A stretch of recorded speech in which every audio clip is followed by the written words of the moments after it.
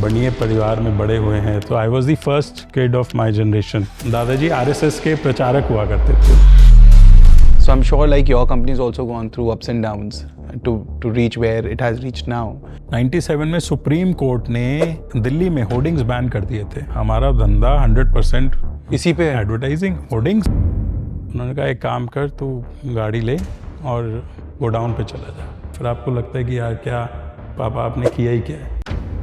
रिश्तों का real test तब होता है जब कंपनी ठीक नहीं चल रही होती है। गांधीयन फिलॉसफी के हिसाब से बहुत अच्छा था कि भैया कोई एक गाल पे मारे तो दूसरा गाल आगे कर दो। ये वाला नहीं है वो ज़माना।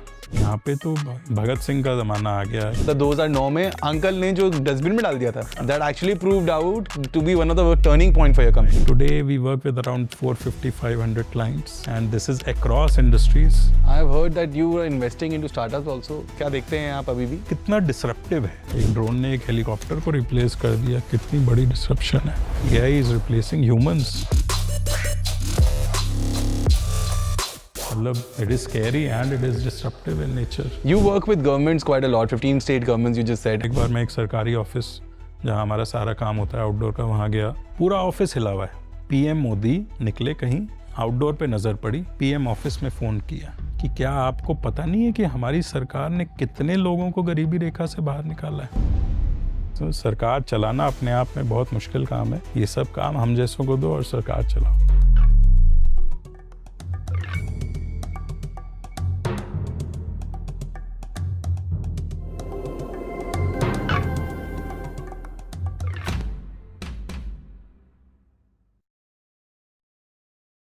नाइनटीन 1970s में जब पोस्टर्स खुद हैंड पेंट किए जाते थे, तब से लेकर आज जब पोस्टर्स होर्डिंग्स डिजिटली कंट्रोल हो जाते हैं, एक कंपनी जिसने ये सारी जर्नी देखी है, एडवर्टाइजिंग की एक बहुत ज़्यादा वेल नोन कंपनी उभर के आई है।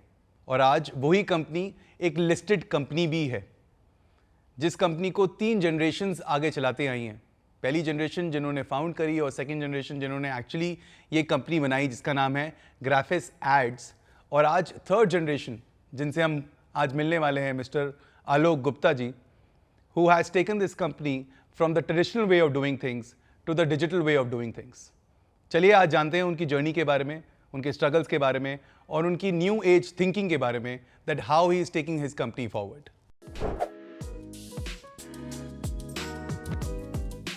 Thank you so much for doing this, brother. Thank you for coming. To start with your company, मुझे पहले कंपनी के बारे में आपके जानना है, ग्राफिस एड्स की कंपनी कब शुरुआत हुई थी, अंकल ने कब शुरू करी, कैसे शुरू करी, एंड आज की डेट में कंपनी क्या कर रही है? Sure it's a pleasure Mohit being here.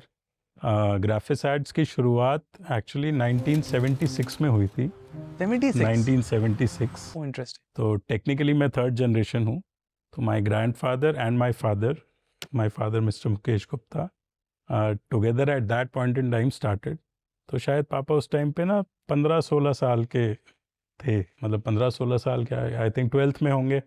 तो दादाजी और फैमिली दिल्ली आए थे और दादाजी आरएसएस के प्रचारक हुआ करते थे। तो आरएसएस राष्ट्रीय स्वयंसेवक संघ, उसके लिए ऑल इंडिया घूम के उन्होंने बहुत पब्लिसिटी की, प्रचार किया संघ का।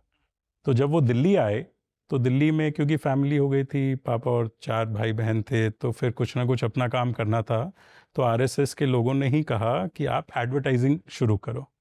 तो उस टाइम पे राष्ट्रीय एडवर्टाइजिंग के नाम से शुरू किया काम। तो पापा और दादाजी ने किया, फिर 2 चाचा थे तो उन्होंने भी थोड़े समय के बाद ज्वाइन किया।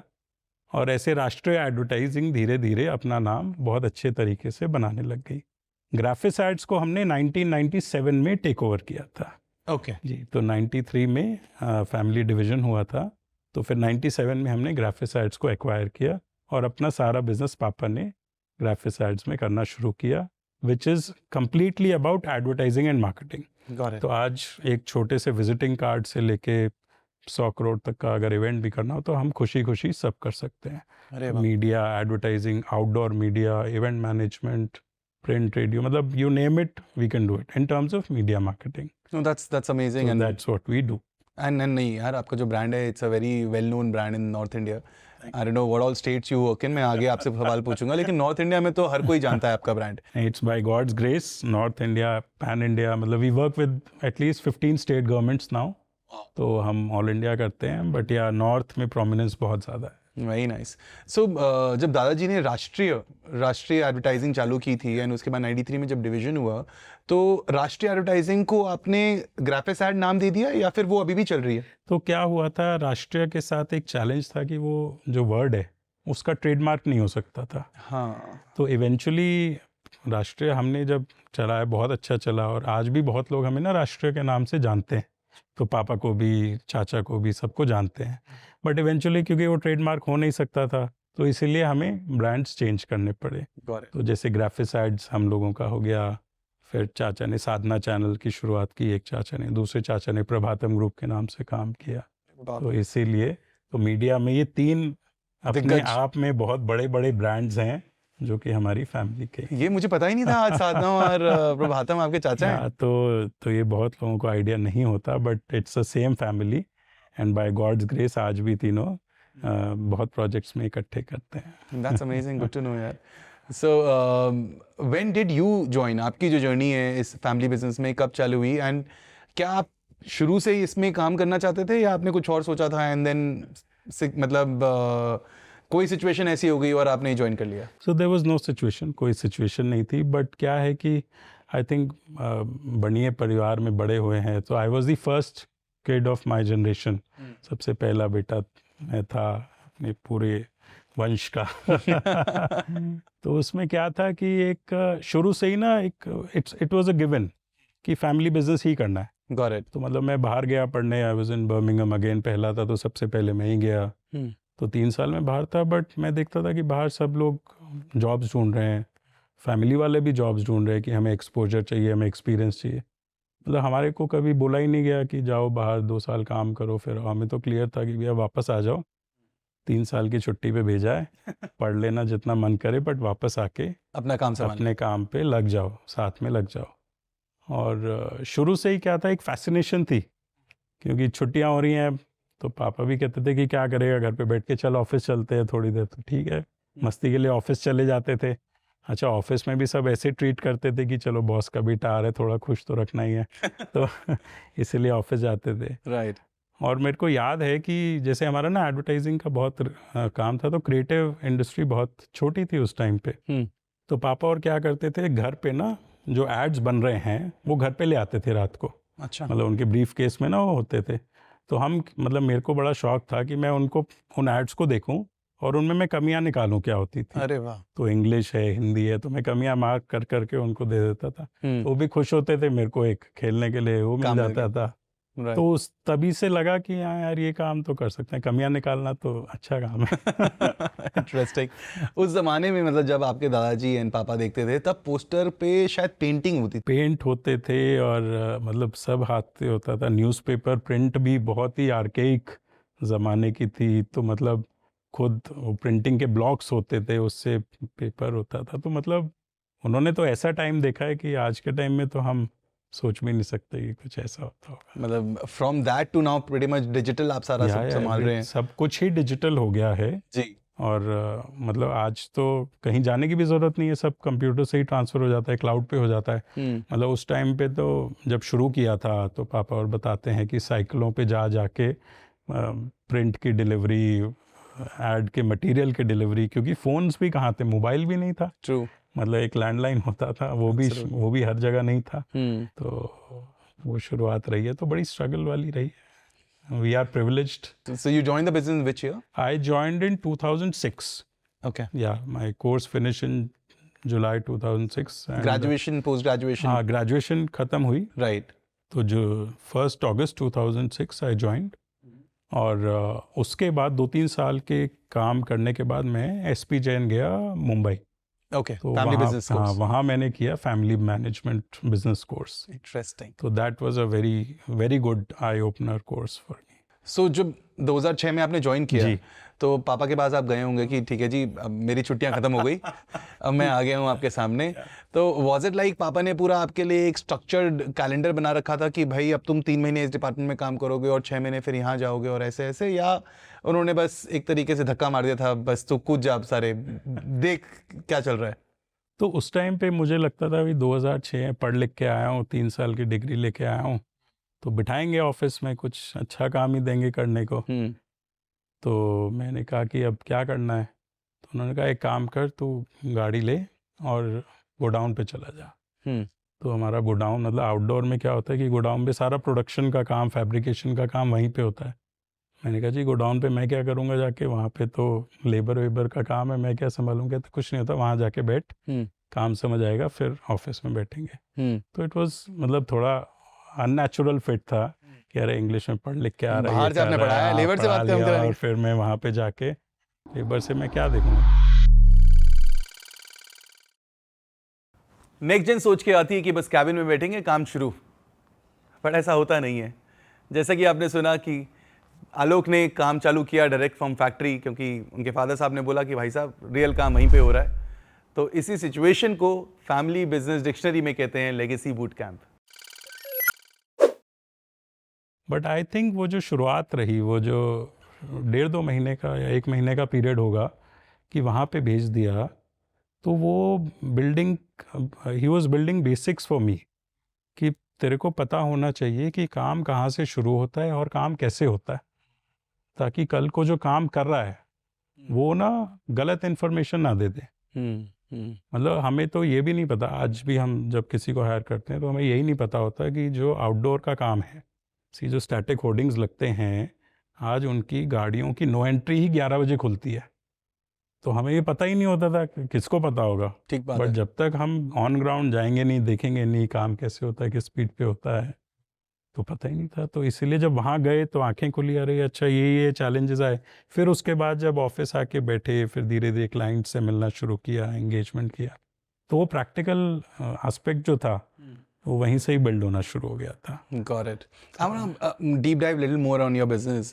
आपका बिजनेस कैसे रहता है? मतलब जैसे आप गवर्नमेंट से पोल्स के ठेके लेते हैं कि जी हम आपको मंथली इतना पैसा देंगे और आगे उनको बेचते हैं। यस, Is it तो like हम that? लॉन्ग टर्म लीज पे सरकार से लेते हैं जी। जैसे मतलब वेरियस कॉन्ट्रैक्ट्स, 5 साल, 7 साल, 10 साल, तो हम कॉन्ट्रैक्ट्स लेते हैं भारत सरकार या म्यूनिसिपल कॉरपोरेशन से, और फिर आगे क्लाइंट्स को सब लीज करते हैं। करेक्ट। कुछ एसेट्स इनमें से आपके खुद के ओन भी होते हैं? जैसे तो आपने लीज किया और सब लीज किया, कुछ ऐसे कानून भी रहता है कि आप खुद से अपनी होर्डिंग बना लेते हैं? या वो हम नहीं कर सकते, इसमें फ्री होल्ड लीज होल्ड का चक्कर नहीं है, ये सारा ही सरकार ही लीज देती हो, है। सारा सरकार का है। Got तो जो भी उसका ड्यूरेशन है, टेन्योर है, चाहे 15 साल के भी कुछ कॉन्ट्रैक्ट्स होते हैं कि 15 साल 25 साल, उसके बाद हमें हैंड ओवर करने ही हैं। Got तो it. वो गवर्नमेंट का प्रेरोगेटिव है। इंटरेस्टिंग। तो अभी जैसे आई थिंक मैंने देखा है कि जो मेट्रोज हैं, मेट्रोज के भी station and naming rights and ये सब भी होते हैं। मेट्रोज के हो रहे हैं। तो एडवर्टाइजिंग, एक्चुअली आउटडोर एडवर्टाइजिंग अगर कोई थोड़ा भी एनालाइज करे तो पिछले 10 साल में बहुत ज़्यादा एक्सप्लोड कर गई है। पहले उतनी नहीं होती थी। Metro, you have rightly pointed out कि मेट्रो स्टेशंस आज अपने आप में बहुत बड़ा नेमिंग राइट्स या एडवर्टाइजिंग का एवेन्यू बन गया है। उसी तरह रेलवे स्टेशंस हैं, एयरपोर्ट्स हैं, सिटीज़ हैं, मतलब लैंडमार्क्स हैं। आउटडोर मीडिया आज के टाइम में सिटीज़ के लिए लैंडमार्क बनता जा रहा है। तो पहले नहीं था। तो उसकी आई थिंक कॉरपोरेशंस भी पहले से ज़्यादा एक्टिव हो गई हैं। दे रियलाइज़ कि आउटडोर बहुत बड़ा रेवेन्यू अपॉर्चुनिटी हो सकता है उनके लिए, तो इसीलिए है। और दूसरी एक चीज़ बहुत अच्छी हुई है, कॉरपोरेशंस ने आउटडोर को ना पब्लिक फैसिलिटी के साथ लिंक करना शुरू कर दिया। Now if you public toilets and public toilets हैं, बस शेल्टर्स हैं, डस्टबिन्स हैं, बेंचेस हैं। नाउ दीज ऑल, अब आज सरकार का काम पब्लिक टॉयलेट मेंटेन करना नहीं है या बस शेल्टर मेंटेन करना नहीं है। उसके लिए आपको हम जैसे प्लेयर्स या हमारे जैसे और हैं ग्राफिसाइड्स की तरह, उनको यूज़ करना चाहिए। तो आउटडोर एडवर्टाइजिंग रेवेन्यू से ज़्यादा बड़ी ये अपॉर्चुनिटी है कि आप अपनी फैसिलिटी मैनेजमेंट आउटसोर्स करो। Interesting. And focus on the main things. सरकार चलाना अपने आप में बहुत मुश्किल काम है, ये सब काम हम जैसों को दो और सरकार चलाओ। प्लस उन्होंने जितने जहाँ उनका पैसा लग रहा था वहां से पैसा उनका आ रहा है और टेंशन जीरो हो रही वो है। सेविंग है। Exactly. अगर आप मतलब कोई फाइनेंस का अंदर उसको देखेगा तो उतना पैसा बच रहा है, उसी पैसे को आप और जगह लगा सकते हो। और जो फैसिलिटी क्रिएशन है, क्रिएशन एंड मेंटेनेंस हमारी, और हम साथ में एडवर्टाइजिंग रेवेन्यू भी दे रहे हैं। Got it. तो Makes win-win sense. Situation. So outdoor versus से डिजिटल। या तो जब आप 2009 में 6 में ज्वाइन कर लिए थे, उसके बाद 9 में you went to SP. I went to SP Jain I want to 2009. know a little more about SP Jain because मैंने अभी कोई फैमिली बिजनेस कोर्स नहीं किया है ऐसा। What was that 2 years that SP Jain business school taught you जो कि शायद आपको पहले नहीं पता था, जबकि आप बाहर से पढ़ के आए हो, 3 साल आप फैमिली बिजनेस में काम भी कर चुके हो, उसके बाद भी आप कह रहे हो कि वो बहुत अच्छा था आपके लिए। Amazing. ऐसा क्या सिखाया? Amazing, I think SP Jain was one of the best courses, और मैंने इतने लोगों को सजेस्ट भी किया है जो फैमिली बिजनेस में आते हैं, क्योंकि देखिए क्या होता है मोहित, एक चीज़ बड़ी क्लियर है, जो फैमिली बिजनेस का सेकंड जन या थर्ड जन है ना, उनको एमबीए की डिग्री नहीं चाहिए। मतलब हमें कोई जॉब के लिए अप्लाई तो करना नहीं है। हमारा सबसे बड़ा चैलेंज क्या है, अपने फैमिली बिजनेस में सीमलेसली इंटीग्रेट होना। एक जनरेशन गैप ना हमेशा रहेगा, मतलब हमारे फादर के साथ हमारा रहेगा, हमारे बच्चों के साथ भी हमारा रहेगा, जिसको हम दूर नहीं कर सकते। तो ऐसे कोर्सेज जो फैमिली बिजनेस पे फोकस्ड हैं, ये क्या करते हैं, ये हमें ना एक दूसरे का पर्सपेक्टिव समझाने की कोशिश करते थे। तो उस टाइम पे जैसे पापा भी 4-6 महीने में एक बार बुलाया जाता था वहाँ पे, कि हमारी मेंटरिंग, हमारी ट्रेनिंग कैसे हो रही है वो उनको बताया जाता था। और मतलब बहुत छोटी छोटी चीज़ें हैं कि मान लीजिए आपके फादर के साथ 20-25 साल से लोग काम कर रहे हैं, अब वो उनके साथ उनके लॉयलिस्ट बन के काम कर रहे हैं, तो आप डे 1 पे आके उनको ये नहीं कह सकते कि यार Now you mine. हाँ तेरे को तो काम भी नहीं करना आता। राइट। बट क्योंकि नया खून होता है ना, 20 से 25 साल की एक एज ही ऐसी होती है कि खून गर्म होता है, फिर आपको लगता है कि यार क्या पापा आपने किया ही क्या है। मतलब एक बड़ा ही जनरलिस्ट माइंडसेट है कि कुछ किया ही नहीं आपने, सब गलत है ये, हाँ, तो सब कुछ बदल देना चाहिए। आके ही मैं तो ये कर दूंगा, वो तो बुक्स में तो ये पढ़ाया जाता है हमें, आप कर क्या रहे हो। बट एफएमबी ने सिखाया कि भैया जो तुम्हारे पेरेंट्स ने किया, और वो तुम सोच भी नहीं सकते करने का। मतलब दुनिया एक्सेल और पीपीटी में नहीं है, जब ऑन ग्राउंड उतर के देखोगे ना तो पता चलता है। और फिर क्या है कि मतलब देखो क्या होता है, मतलब कंसिडरिंग इंडिया और ओवरऑल बिजनेस फैमिलीज मोर और लेस सारा पेट्रियार्किकल सोसाइटी है जिसमें हम जी रहे हैं। बट वहाँ पे वो बताते थे कि देखो फादर का अपना रोल है बिजनेस में, बट उतना ही इम्पोर्टेंट मदर का रोल है घर को स्टेबल रखने में, इक्विलिब्रियम मेंटेन करने में। तो ये ना इकट्ठे चल रहे हैं, वो ठीक है वो फेज बने हुए हैं, बट जब तक दोनों की ट्यूनिंग सही है ना तब तक सब सही चल रहा है। तो इसलिए आप ये अंडर एस्टिमेट नहीं कर सकते किसी एक को, या ओवर एस्टिमेट नहीं कर सकते। तो बहुत ऐसे ना छोटे छोटे नगेट्स थे जिसके बारे में उन्होंने हमारे माइंड को ट्यून किया कि you should must respect first what you have. Can you give me an example, मतलब जो आप वहाँ पे पढ़े होगे, I am sure case studies बहुत सारी बताई होगी, एक कोई इंटरेस्टिंग की केस स्टडी आप मुझे बताएं जो आप वहाँ पे सुने थे और वो आपको दिल को बहुत छुई यार, कि यार वाओ, कि मैं भी घर जाऊँगा और मैं अब घर में ऐसे रहूँगा। बहुत थी। तो जैसे वो 3 साल का जो पीरियड था ना 2006 to 9, तो वो एक तरह से थोड़ा ना वही वाला पीरियड था कि यार you were trying to change and हाँ, यू वर कि वो फाइटिंग चेंज विद होना एवरीवन। चाहिए, और फिर क्या था कि डाइवर्सिफिकेशन होना चाहिए, कि ये भी करना चाहिए वो भी करना चाहिए, क्योंकि क्या है कि खाली तो बैठ नहीं सकते ना, तो 10 चीज़ें करनी चाहिए। बट फिर जब हम वहाँ गए फिर कहा कि यार 10 चीज़ें करने से अच्छा जो एक चीज़ अच्छे से आती है उसको और डीप डाइव उसी में करें ना। डाइवर्सिफिकेशन आती है तो उसी पे और फोकस करके उसी को आप एक्सपैंड कर सकते हो। तो ये अपने आप में एक बहुत बड़ा माइंड सेट चेंज था। फिर जो रिस्पेक्ट डबल हो गई, मतलब नॉट ओनली ऑब्वियसली पेरेंट्स के लिए तो एक रिस्पेक्ट बाय डिफ़ॉल्ट आपको रहती है, but for the staff which was there in the scheme of things, क्या यार इनको भी साथ लेके चलना, ये भी परिवार का ही हिस्सा है। क्योंकि सी एनी कंपनी कोई भी बनती है तो वो ब्लड स्वेट इक्विटी फैमिली की तो होती है, बट साथ के साथ जो लोग जुड़े हुए हैं, जो हमारे वेंडर्स हैं, जो हमारे क्लाइंट्स हैं, उनको भी उतनी इक्वली रिस्पेक्ट देनी बहुत ज़रूरी है। ठीक बात। बट हम तो नंबर्स का ही सोचते थे कि सब कुछ एक एक्सेल में कवर कर लो और आगे बढ़ो, कि अच्छा आज थोड़ा खर्चा ज़्यादा हो रहा है, किन किन लोगों को बाहर निकाल सकते हैं, कितने कम कर सकते हैं, रेशनलाइजेशन कर सकते हैं। बट हमारे फादर ने तो कभी ऐसा सोचा नहीं, क्योंकि उनका तो ये सोचना होता था कि मतलब एक जॉब नहीं है, एक पूरी फैमिली डिपेंडेंट है। इस जॉब पे, उस हमारे ऊपर, ठीक बात तो हम कैसे एक जॉब भी कम कर दें। है। पर ठीक है, वो बेचारा वो काम नहीं कर पा रहा तो उसको रीअलाइन कर देंगे, किसी और काम पे लगा देंगे, कुछ तो कर ही लेगा। बट ऐसे मत करो कि भाई रखा निकाला। तो ऐसे बहुत छोटे छोटे चेंजेस थे जो उन्होंने समझाए।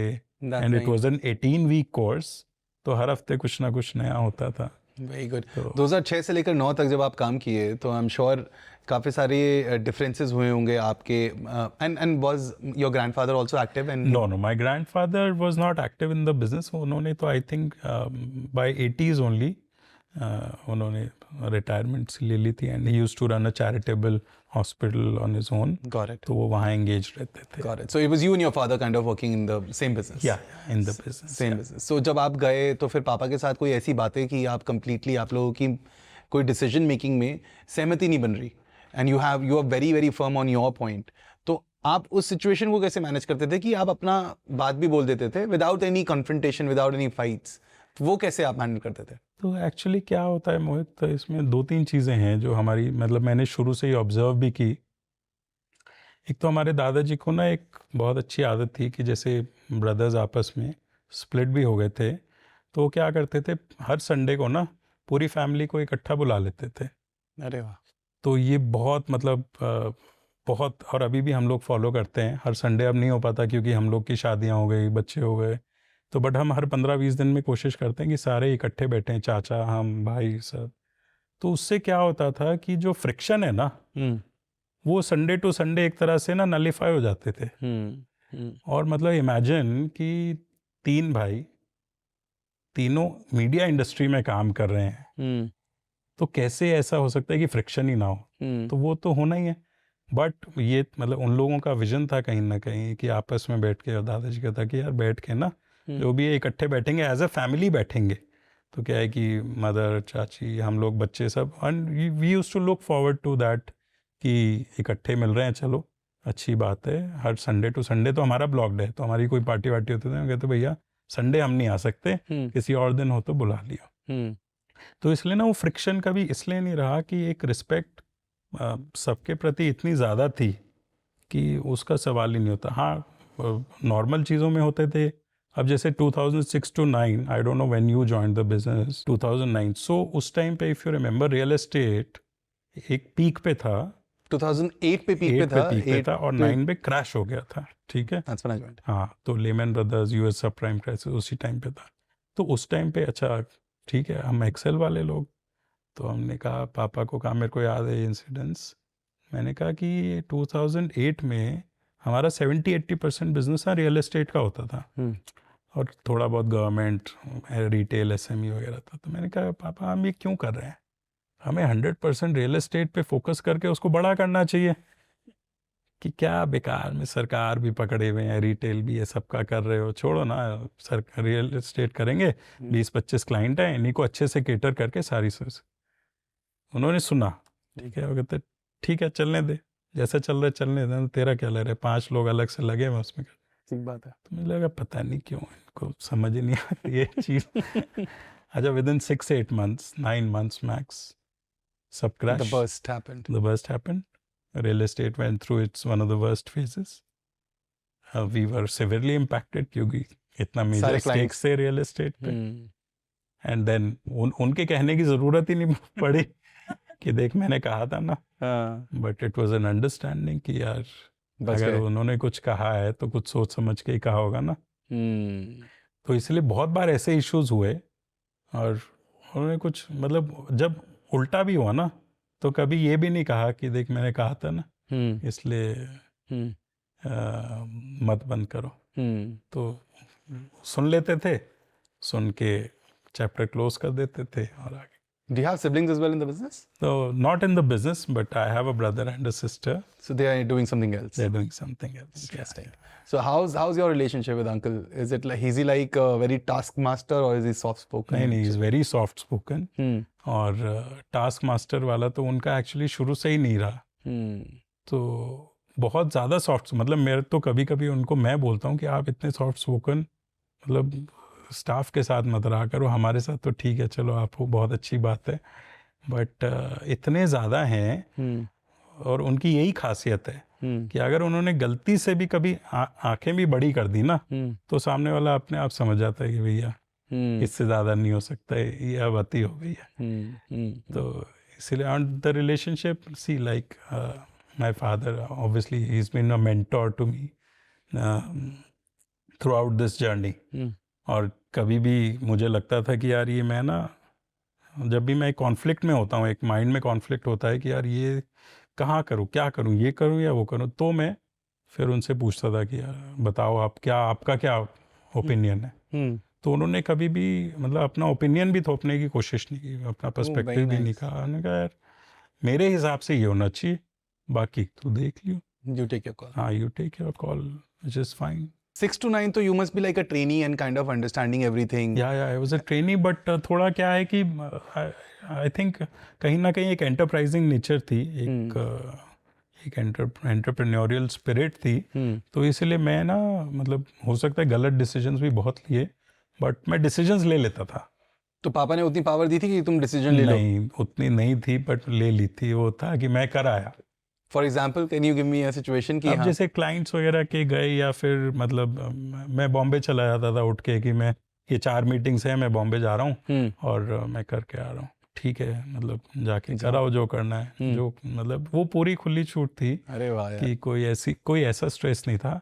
और गलतियां भी हुई, बहुत गलतियां हुई हैं, मतलब लॉस मेकिंग डिसीजन भी बहुत रहे हैं बिजनेस में, बट कभी ऐसा कुछ नहीं था। He never stopped you.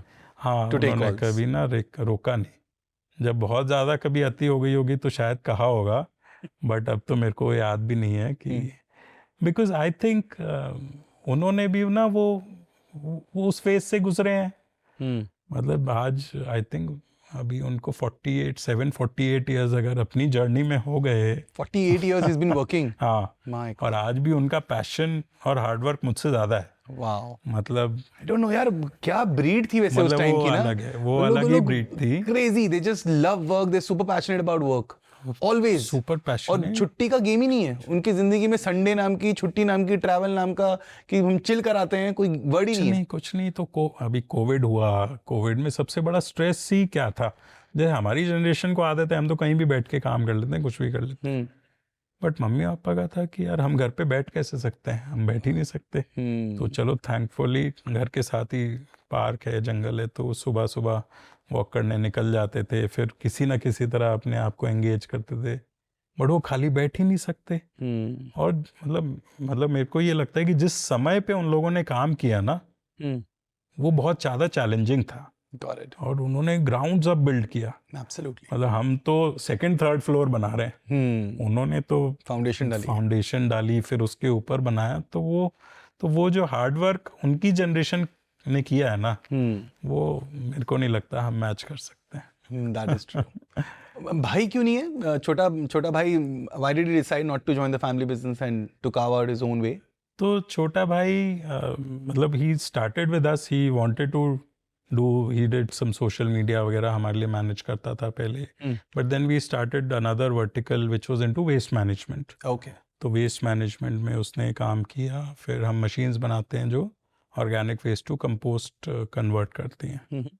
तो इवेंचुअली ही थॉट दैट उसमें अच्छा स्कोप है, तो ही took his own path. फिर आगे वो अपने हिसाब से कर रहा है। So basically he is into family business, it's just that a different vertical. हाँ, वो अलग से ही काम कर रहा है अब अपने हिसाब से। अरे वाह, तो वो जैसा कर रहा है खुश है उसमें। चलो that's very nice.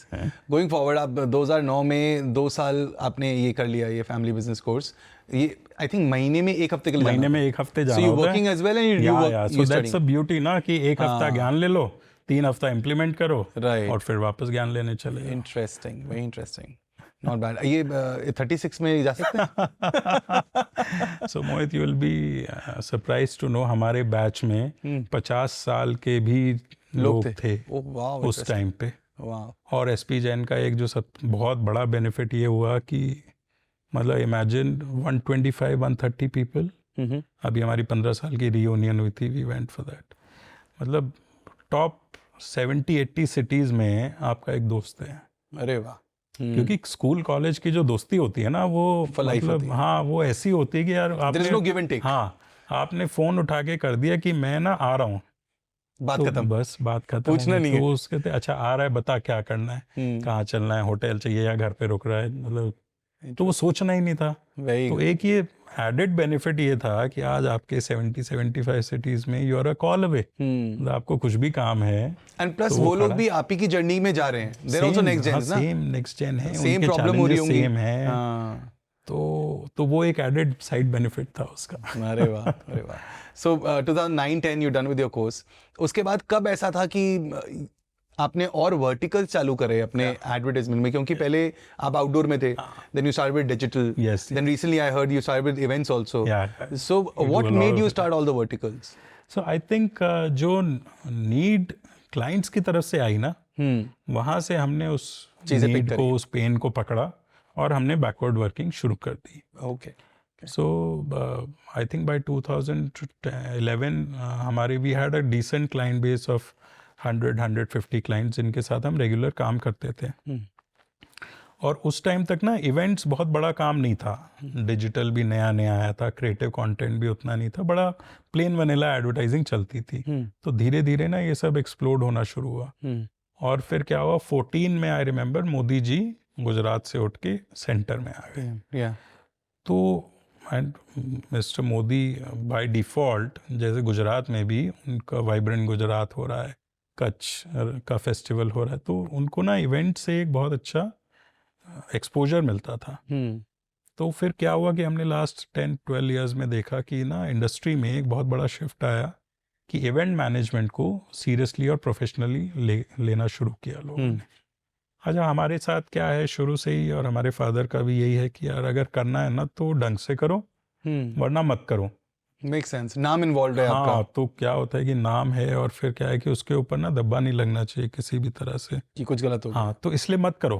अगर फुल फ्लेजेड नहीं कर सकते, बट अगर करना है ना तो प्रॉफिट लॉस ना देख के पूरी तरह से करो। तो हमारे लिए एक अपॉर्चुनिटी थी अपने ही बिजनेस में डाइवर्सिफाई करने की, कि भाई मीडिया का काम कर रहे हैं, इवेंट्स तो और लो हैंगिंग फ्रूट है, डिजिटल लो हैंगिंग है, क्रिएटिव लो हैंगिंग फ्रूट है। तो फिर हम उस बिजनेस में धीरे धीरे घुसने शुरू किए और वो अपनी अलग अलग टीम्स बनाई और उन टीम्स को इंडिपेंडेंटली हैंडल करने को दिया कि भाई तुम लोग को करना है, हम लोग पीछे खड़े हैं, कहीं भी कोई चैलेंज आ रहा है तो तुम्हारे पीछे खड़े हैं। बट वो इंडिपेंडेंटली ग्राफिक्स एड्स के बैनर पे ही सारे काम होते हैं। इंटरेस्टिंग। एक और डेवलपमेंट जो बहुत अच्छी हुई उसी टाइम 2009-10 में ड्यूरिंग एसपी जैन, तो Delhi was opening up, Delhi में ना कॉमनवेल्थ गेम्स से 2010 में, एंड स्ट्रीट फर्नीचर का प्रोजेक्ट हो रहा था। एक स्ट्रीट फर्नीचर क्या होता है कि जैसे मैंने बताया ना पब्लिक यूटिलिटीज़ और ये सब बनाना होता है, तो कॉमनवेल्थ में एक अपॉर्चुनिटी मिली थी कि आपको स्ट्रीट फर्नीचर बनाना है। अच्छा, हिंदुस्तान में, इंडिया में उस टाइम पे ये अपॉर्चुनिटी ना अनहर्ड थी, क्योंकि यहाँ पे अभी तक जो चलता आया था कि गवर्नमेंट से कॉन्ट्रैक्ट लो और आगे सेल करो, मतलब कौन बनाएगा, उसको मेंटेन करेगा। तो ये बहुत फनी इंसिडेंट है, मेरे को याद है ये 15 साल का वो प्रोजेक्ट था। अच्छा, 15 साल का प्रोजेक्ट का मतलब उस टाइम पे उसमें ना 10 से 15 करोड़ रुपए लगने थे इन 2009, जो कि आज के अगर हम इन्फ्लेशन के साथ जोड़ें 40-50 करोड़ की इन्वेस्टमेंट होगी। तो मैं खुराफाती था थोड़ा, बाय डिफ़ॉल्ट गर्म खून है, होता ही है। तो मैं गया पापा के पास कि ये ऐसा कोई प्रोजेक्ट आया हुआ है, क्या करना चाहिए। वो कहते छोड़ना बेकार है, तो उन्होंने डस्टबिन में फेंक दिया। ये सब नहीं, अपने को नहीं सूट करता, टेंडर लेंगे आगे बेचेंगे, कहाँ इन चक्करों में पड़ेंगे। फिर मैंने 1-2 बार फिर कहा कोशिश कि देख लो ठीक लग रहा है और इसमें ना ज़्यादा कंपटीशन नहीं लग रहा, या तो किसी को समझ नहीं आई ये चीज़ या क्या है, चल ठीक है देख लेंगे। तो फिर उन्होंने बात की होगी अपने सर्कल में, 2-4 गवर्नमेंट ऑफिशियल से बात की होगी, एंड गवर्नमेंट ऑफिशियल्स का भी ये कहना था कि यार ये ना तुम मत करो, ये तुम्हारे बस की बात नहीं है। अच्छा। हाँ, तो कहता ग्राफिक्स एड्स वो ये कर पाएगा क्या, मतलब मुझे याद है ये वर्ड से। तो वो शायद पापा को कहीं ना कहीं लग गई चुप होगी, गए शायद, आई एम अज्यूमिंग, क्योंकि फिर उसके बाद उनका था कि यार बेट पिच करते हैं, देखी जाएगी क्या होगा। तो then we collaborated with someone जो कि अच्छे से उसको प्रेजेंट कर दे, अच्छे से कर दे, और बाई चांस वो हमें मिल गया। हमें पता नहीं है क्या होता है वो, हमें मिल गया, हमें तो ऐड बेचना आता है, हमें टॉयलेट्स बनाना है, डस्टबिन बनाना थोड़ा ना आता था। अब मिल गया तो उसके लिए फंड्स इकट्ठे करने हैं, फिर उसके लिए पूरा तामझाम करना है, गवर्नमेंट से कोऑर्डिनेट करना है। बट थैंकफुली, और उसमें भी मतलब my father was much ahead than me on that project also. तो वो चाइना गए, चाइना से सामान वगैरह देखा, 4-6 ट्रिप्स मारी, सब समझा, फिर जाके लेके आए। And I think that project changed the trajectory of our company somewhere. अरे वाह। तो वो एक बहुत बड़ा माइलस्टोन हमें मिला। एंड दैट वाज अराउंड 2009-10, जबकि सोचो मार्केट उस टाइम पे थोड़ी ढीली रही होगी। Exactly. और फिर हम लोग उस 8-9-10 टाइम तो पे वही था। कर रहे होंगे। तो इन हाइंडसाइट यू सी ना कि यार ये चीज़ें हम करके आ गए और आके खड़े हैं। क्या बात है। और उसी में एक और बहुत अच्छी डेवलपमेंट हुई कि 2015 में there was one company which was willing to sell its project. इस प्रोजेक्ट ऐसे ही स्ट्रीट फर्नीचर का प्रोजेक्ट ना वो बेचना चाह रही थी। ओके। और हम लोगों ने एक नाम बना लिया था कि यार तुम लोग अच्छे से कर लेते हो, तुम्हें ये काम आता है, क्वालिटी मेंटेन करते हो, ऐड भी ले आते हो, तो तुम देख लो, तुम्हें चाहिए तो ले लो। तो thankfully it was owned by one of the biggest groups in India and we got that project also. We acquired. अरे वाह।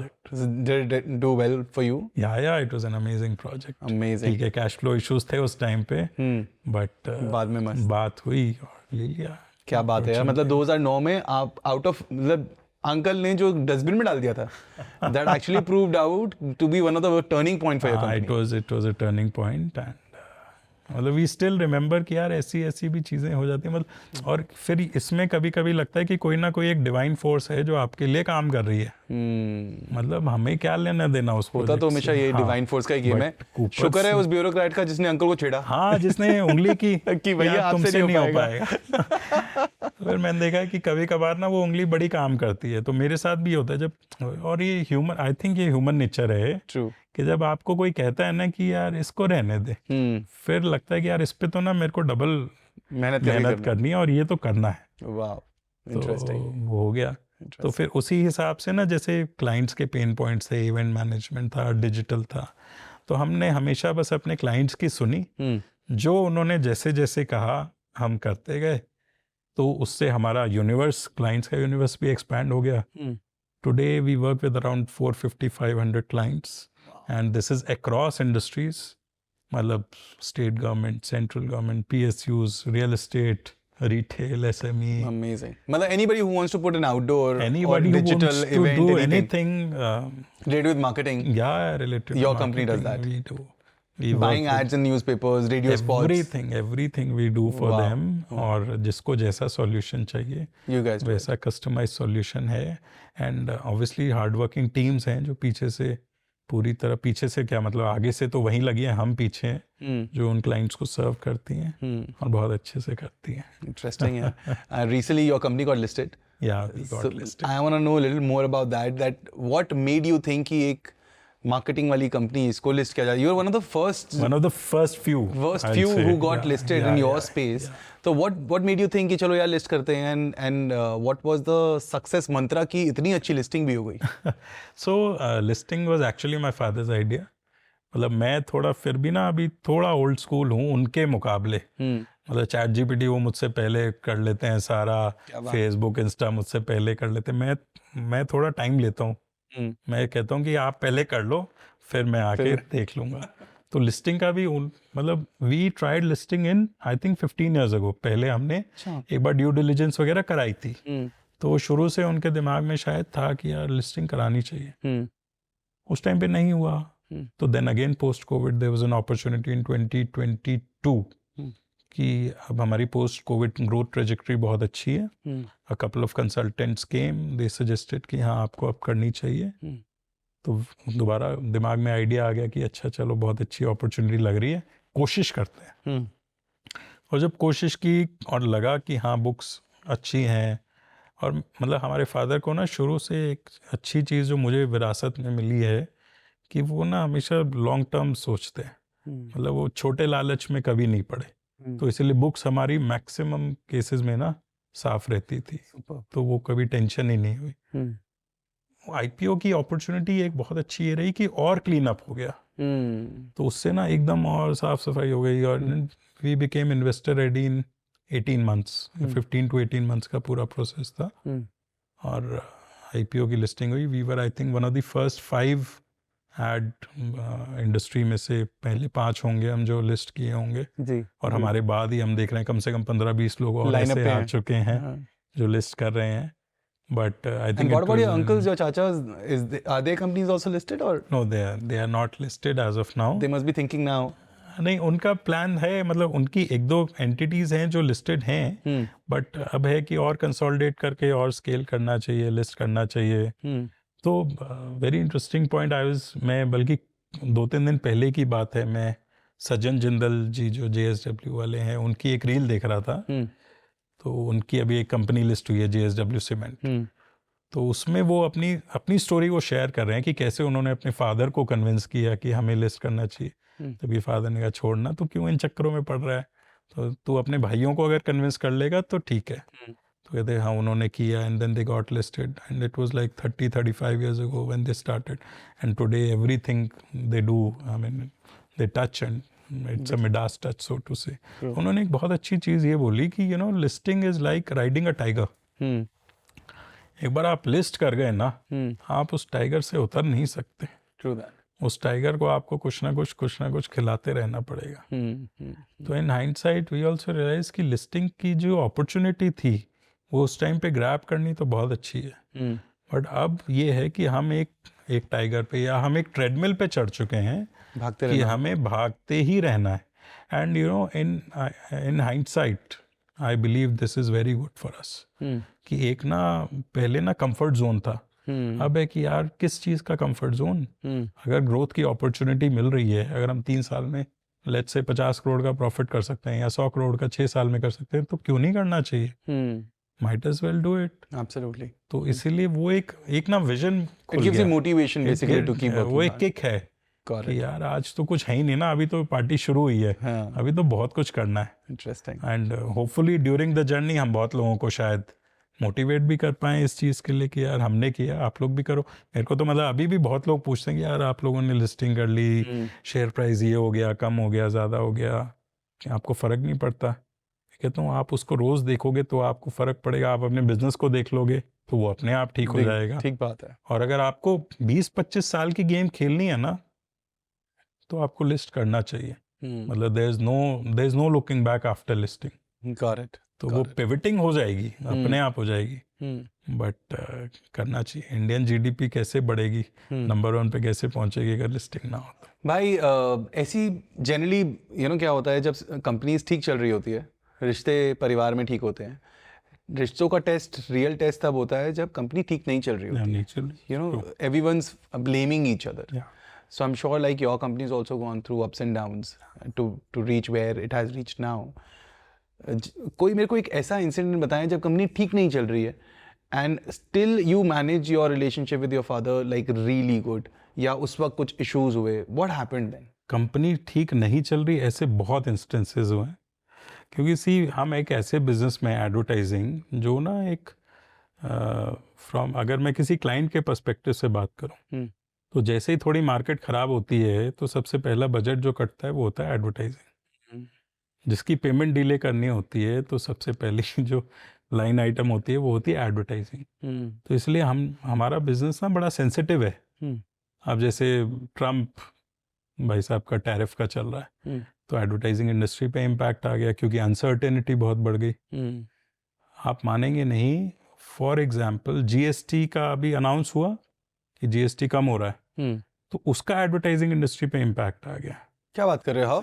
ये जो सेल्स है वो सेल्स स्टैग्नेट होनी शुरू हो गई क्योंकि कंज्यूमर वेट कर रहा है कि अरे जीएसटी कम हो जाएगा और आइटम्स की रेट गिरेंगे तो मैं तब लूंगा. तो ये जो एक लल आ गया, तो क्या हुआ, मतलब मेरे बिजनेस में आने के बाद मैंने कम से कम 3 साइकिल्स ऐसी देख ली.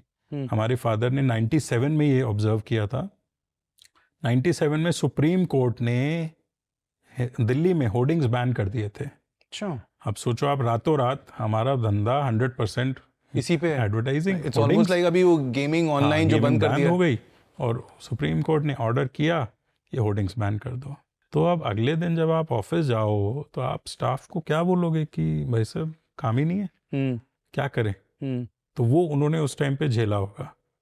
2008 में सब prime crisis, we were in a state of shock कि भाई पैसे नहीं आ रहा, क्या करें, कंपनी बंद करें, बेच दें। मतलब ऐसा लगता था यार क्यों हम काम ही क्यों कर रहे हैं, बेच बाज के ख़त्म करते हैं, जो रियल एस्टेट आएगा उस बिकेगा, पैसा कहीं और लगाएंगे, बना लेंगे। फिर 2016 I remember, demonetization, market got stuck, 2-3 महीने के लिए मार्केट बैठ गई एकदम। और स्टेक्स इतने हाई हैं कि आप 1-2 महीने भी वेट नहीं कर सकते हो। मतलब रोटेशन चर्निंग कैसे आप करोगे। मतलब सी इकोनॉमी को शॉक्स इतने तगड़े मिले ना, रेरा आया पहले, फिर डिमोनेटाइजेशन आया, फिर जीएसटी आया। मतलब I think with in a couple of years ये 3-4 शॉक्स बैक टू बैक थे। इन हाइंडसाइट अब ये बहुत अच्छे लगते हैं कि यार इकोनॉमी को ना फॉर्मलाइज कर दिया, बट उस टाइम के लिए सस्टेन करना बहुत मुश्किल हो जाता था। ठीक बात है। मतलब पापा के साथ बैठ के बिजनेस के बारे में डिस्कस करना, और बार बार हम ये सोचते हैं कि यार अगले महीने का कैसे करेंगे, मतलब क्या करें, हम अपने खर्चे कम करें, हम अपने ओवरहेड्स कम करें, या अपना जो रियल एस्टेट है इसको बेच बाच के कहीं और रह लेते हैं कि ठीक है चलो, अच्छा ये हो जाएगा। तो ये तब नौबत भी आ गई थी, मतलब घर बेचने की बात। हाँ, ये भी पोजीशन हो जाती थी। और फिर कोविड आया 2020 में। मतलब कोविड में जो कंपनी जिसका काम आउटडोर है, जिसको पैसा उस चीज़ का मिलता है कि आउटडोर होर्डिंग्स उसके लोग देख रहे हैं, उसका क्लाइंट वहाँ पे डिस्प्लेड है और उसकी कंपनी चल रही है, तो आपको कर ही नहीं सकते कुछ। 3-4 महीने इट वाज मैसिवली डिस्टर्प्टेड। तो उस टाइम पे कैसे पॉजिटिवनेस मेंटेन करके रखें, कैसे हम अपने स्टाफ को बोलें कि भाई साहब हम कैसे आपको सैलरीज देंगे। तो वो एक इतना डिफ़िकल्ट फेज़ था। और क्या होता है कि आप बाकी सारे शॉक्स झेल सकते हो, आज कोविड के सामने हमें ये रेरा डिमोनेटाइजेशन बहुत ढीले लगते हैं कि यार वो तो कुछ भी नहीं था। कोविड में मतलब पापा का भी कोई एक्सपीरियंस नहीं है ऐसा कि 3 महीने 6 महीने के लिए कंपनी बंद हो गई। मेरा तो दूर दूर तक कुछ नहीं था।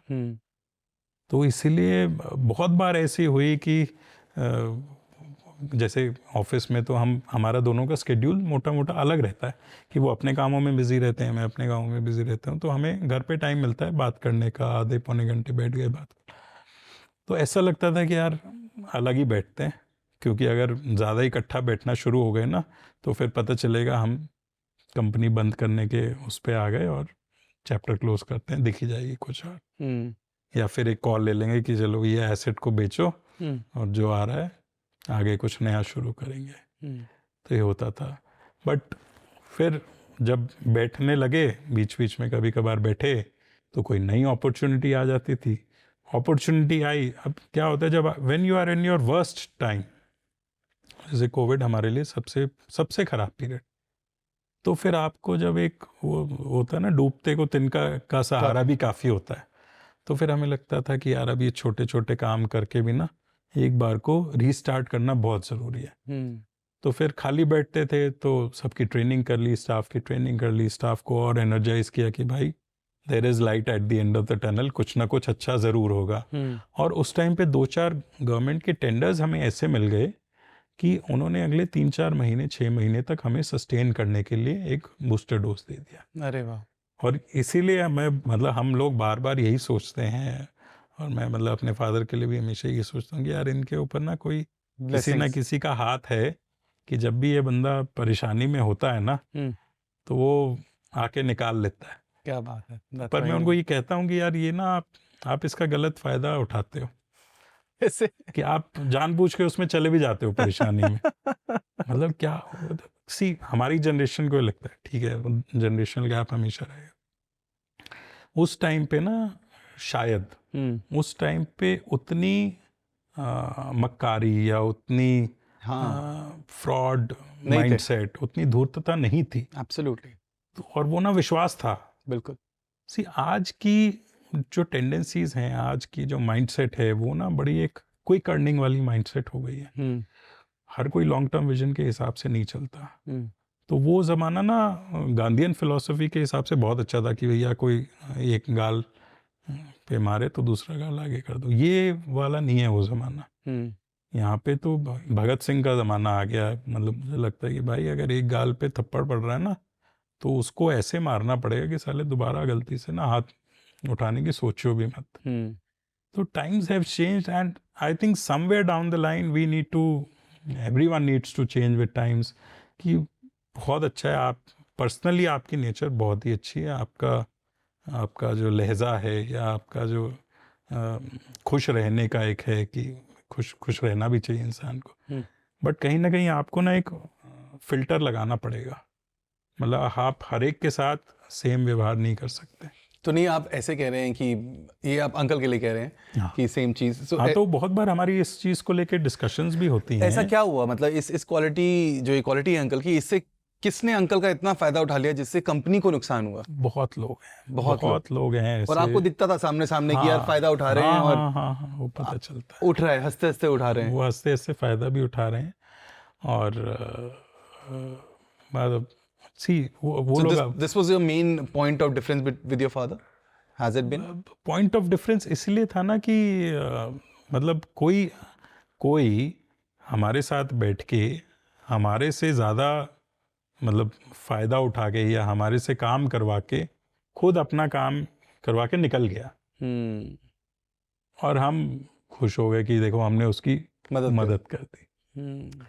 तो अगर वो जो बिहेवियर है वो दोनों तरफ से है, देन इट इज़ गुड। अगर आप ग्रैटिट्यूड मोड में हो और सामने वाला भी उस मोड में है, तो बहुत अच्छी बात है। ठीक बात है कि वो भी आपके प्रति उतना ही वो आदर रखता है, रिस्पेक्ट रखता है कि हाँ मुकेश जी, आज मैं अगर बनाऊँ ना, मैं आपकी वजह से बना। वो बंदा बाहर जाके गालियां दे रहा है आपको, वो तो ये सोच रहा हो मैंने लगा दिया, मामू बना दिया। हाँ, कि यार क्या इनको तो कोई भी कर देगा। अच्छा। और वो मुकेश जी को तो मतलब मेरी वजह से तो उन्होंने इतना काम कर दिया, वो बाहर जाके कोई भी बोलता है। और फिर असलियत तो अपने को पता है ना, अब हमें आदत नहीं है ढिंडोरा पीटने की या बोलने की किसी को भी। तो ऐसे लोग हैं जो गलत फ़ायदा उठाते हैं। इवेंचुअली हम लोग यही सोच के खुश हो जाते हैं कि कर्म का चक्र है, कहीं ना ऊपर वाला कहीं देख रहा है, वो झेलेगा। और फैक्चुअली देखा जाए तो मतलब इन हाइंडसाइट मैंने भी अपनी ही छोटी सी जर्नी में ये रियलाइज़ भी कर लिया कि ये चक्र है, वो चल रहा है। पर थोड़ा जो डिफरेंस ये रहता है कि मेरी नेचर में और उनकी नेचर में, कि मैं डिस्टेंस मेंटेन करके रखता हूँ। मैं सबसे सेम नहीं हो सकता, वो आज भी सबसे एकदम सेम है। क्या बात है। तो ये उनकी खासियत भी है। तो जब ये डाउनसाइड आते हैं तो how is it both of you, कैसा रिलेशनशिप रहता है? कुछ होते हैं उस वक्त टकरार वकरार, थोड़ी सी लड़ाई झगड़े हो जाते हैं ना? सी डाउनसाइड्स में टकरार नहीं होती हैं, वो इसलिए नहीं होती हैं क्योंकि तकरार होने के बाद क्या मतलब सोल्यूशन तो आप दोनों के ढूंढना है। सोल्यूशन को तो बैठ के ही ढूंढना पड़ेगा ना। मतलब ऐसा नहीं हो सकता कि वो अपने रास्ते चले जाएंगे, मैं अपने रास्ते चले जाएंगे, वो तो थॉट प्रोसेस ही नहीं है। एग्जैक्टली। सो इवेंचुअली जब एक थॉट प्रोसेस ही है जिससे हम बड़े हुए हैं कि भैया जो हम डिस्कशन करेंगे, जो आपने बोल दिया वो फाइनल है। डिस्कशन करेंगे, डिसीजन मेकर आप हो। जो कर दिया वो फाइनल है। अच्छा, आप मेरे ऊपर छोड़ रहे हो, तो जो मैंने कर दिया वो फाइनल है। मतलब मैं आपको ये बाद में नहीं बोलूंगा कि आपने ऐसा किया, आप मेरे को ये नहीं बोलोगे कि मैंने ऐसा किया। ठीक बात। तो ये ना मैंने कहीं लाइन बहुत अच्छी पढ़ी थी, या किसी ने मेरे को पता नहीं कब बोली थी, और ये हर रिलेशनशिप के लिए एप्लीकेबल है कि आप में ना मतभेद होने चाहिए, मनभेद कभी नहीं होना चाहिए। तो मतभेद मतलब आर्ग्यूमेंट होना चाहिए, किसी भी चीज को लेके आप आर्ग्यूमेंट कर सकते हो, मनभेद नहीं होना चाहिए। तो मतभेद का मतलब ये है कि दो लोग हैं और दोनों अगर सेम सोच रहे हैं, तो कुछ ना कुछ तो गलत है। मतलब कोई एक उसमें से सोच नहीं रहा। ठीक बात है कि आपका भी वही ओपिनियन है, मेरा भी ओपिनियन है, और 100 चीज़ों के लिए वही ओपिनियन है, तो इसका मतलब मैं सोच ही नहीं रहा। मैं तो आपके ऊपर डिपेंडेंट हूँ, जैसे आपने बोल दिया वो फाइनल है। तो वो भी गलत है। बट हमने दोनों ने सोचा, हमने दोनों ने बात की, ठीक है, कुछ चीज़ों पे आपने मेरी बात मान ली, कुछ पे मैंने आपकी बात मान ली। जो डिसीजन होगा देखा जाएगा, रिस्क तो लेना ही है ना। तो इसीलिए वो फिलॉसफी थोड़ी रहती है। और मतलब पीस इसीलिए भी है, और मतलब मेरा भी एक ये शुरू से रहा है कि घर पे अगर पीस है ना, मतलब मैंने ऑब्जर्व किया है कि जिन फैमिलीज़ में जहाँ पे घर शांत है ना, वहाँ बिजनेस में ना ऑटोमेटिकली बरकत हो ही जाती है। तो इसलिए मतभेद रखो, कोई दिक्कत नहीं, 4 लोग भी एक रूम में बैठ के अपने आप सुलटा सकते हैं, चीज़ों को सॉर्ट आउट कर सकते हैं। बट अगर रूम से बाहर निकल गया और डिसीजन हो चुका, फिर उसके लिए कोई भी ना एप्रीहेंशन नहीं होना चाहिए। सही है गलत है जो भी है ले लिया, देखी जाएगी, कोई दिक्कत Very nice. I've heard that you are investing into startups also. पता नहीं कितनी 20, 25, 30 startups में invest किए. I have a portfolio of around 25 to 30 startups now. Wow, interesting. और very funny incident, जब मैंने शुरू किया था, I think 10 साल हो गए अब तो मैंने पापा को नहीं बताया था कि मैं बहुत, मतलब उस टाइम पे उनको क्या मैं समझाऊंगा कि पापा मैं ना 5 लाख रुपए 10 लाख रुपए एक ऐसे बंदे को दे रहा हूँ जिसने कभी कोई बिजनेस किया नहीं है, वो पीपीटी लेके मेरे पास आया है और मैं ना उसको 10 लाख रुपए दे रहा हूँ और मेरे को क्या मिल रहा है, 1% उसकी कंपनी का मिल रहा है। तो मेरी हिम्मत ही नहीं होती थी ऐसा ना कभी उनको बताने की। अच्छा, ऐसा भी नहीं है कि वो कहेंगे क्या तू कैसी चीज़ें करता रहता है, उनको ये पता है कि मेरे को अपने हिसाब से करना है। वो बोल देंगे, टोक देंगे कि देख लियो बस, वो इतना ही कहेंगे, उससे ज़्यादा नहीं। तो इसलिए डरते डरते ना वो एक जर्नी शुरू की 8-10 साल पहले, और आई थिंक 3-4 years ago जब मेरी पहली रिटर्न आई, जब एग्जिट मिला, फिर मैंने उनको बताया देखो पापा मैंने ना इसमें ये पैसे लगाए थे और ये मैंने निकाल दिए और अब मेरा जितना पैसा लगा हुआ है ना वो इससे वापस आ चुका। क्या बात है, मतलब 24 की 24 डूब भी जाएं तो मैंने जो 25 लगाए सारे पैसे आ गए, सारे वापस आ चुके। वाह। उस टाइम पे वो बड़े खुश हुए। क्या बात। उस टाइम पे उनका ये उल्टा था कि अरे इतने कम क्यों लगाए, और लगाने चाहिए थे। इंटरेस्टिंग। एज अ बिजनेसमैन तो उनका हमेशा यही सोचना रहेगा कि भाई जहाँ से रिटर्न आ रही है वहाँ ज्यादा पैसा लगाओ, ऑब्वियसली। बट अब सक्सेस रेट तो हमें पता है ना स्टार्टअप्स का क्या है। करेक्ट है। तो so what has been your philosophy while investing into startups? क्या देखते थे आप, क्या देखते हैं आप अभी भी? मेरी फिलॉसफी मतलब 2-3 चीज़ें हैं। एक तो टीम जो है ना, जो टीम स्टार्टअप की जो टीम है उसमें कितनी आग है अपने प्रोजेक्ट को लेके, अपने प्रोडक्ट को लेके, अपने स्टार्टअप को लेके, अडेप्टिव है या नहीं, पिवट कर सकती है या नहीं, क्योंकि मार्केट ना आज के टाइम में बहुत ज़्यादा चेंज हो रही है। तो आप कितना पिवट कर सकते हो उस चेंजिंग मार्केट में। और तीसरा है कि कितना डिसरप्टिव है, क्योंकि अगर स्टार्टअप डिसरप्टिव नहीं है ना, मतलब इंक्रीमेंटल अपॉर्चुनिटी है तो मत करो। आज के टाइम में इंक्रीमेंटल अपॉर्चुनिटी को कोई अल्फा रिटर्न क्यों देगा? मतलब आज नहीं तो कल खत्म हो जाएगी। It has to be disruptive in nature. मतलब आप सोचो, आज जो ड्रोन एक कमोडिटी बन चुका है for a lot of businesses, आज से 10-15 साल पहले वो एक डिसरप्टिव अपॉर्चुनिटी थी। एक ड्रोन ने एक हेलीकॉप्टर को रिप्लेस कर दिया, कितनी बड़ी डिसरप्शन है। एआई इज रिप्लेसिंग ह्यूमंस, मतलब it is scary and it is disruptive in nature. तो इस कर्व को अगर कोई 10 साल पहले पकड़ के बैठा है और उसने इन्वेस्ट किया है तो उसी को रिटर्न मिलेगी भी। Makes sense. तो इसलिए keeping it simple. You've also launched some incubation or something regarding your marketing thing. Let me know more about that. Yeah, so we again it was my idea to do that. Obviously my father backed it, but ठीक है, खर्चा होना था तो होना था। तो हमने we reached out to IIM Lucknow. They have an incubator set up और हमने उनके साथ प्रपोज किया कि हम ना advertising and marketing related startups को पुश करते हैं और martech rather, marketing plus technology. तो उसमें कुछ स्टार्टअप्स आएंगे तो एक कोहोर्ट बना के उनमें उनको प्रमोट करेंगे। इंटरेस्टिंग। तो we got around 150 applications in the first cohort, उसमें से 8-10 शॉर्टलिस्ट हुए हैं। तो अभी IIM Lucknow is working along with them कि कैसे उनको next round of funding arrange की जा सकती है। क्योंकि हमने ये एक ऑब्जर्व किया कि इस इंडस्ट्री में ही स्टार्टअप्स को कोई ना कोई ओवरऑल देखने वाला है नहीं। तो मार्केटिंग और टेक्नोलॉजी को जब कन्वर्ज करते हैं तो कोई ऐसा ओवरऑल प्लेयर नहीं है जो उस पर फोकस करके बढ़ाना चाहे। Got it. जबकि इंडस्ट्री आज 1 लाख करोड़ के करीब की है तो होने चाहिए। Right. Coming back to your own business, अभी आपके पास इतने सारे verticals है through which we advertise.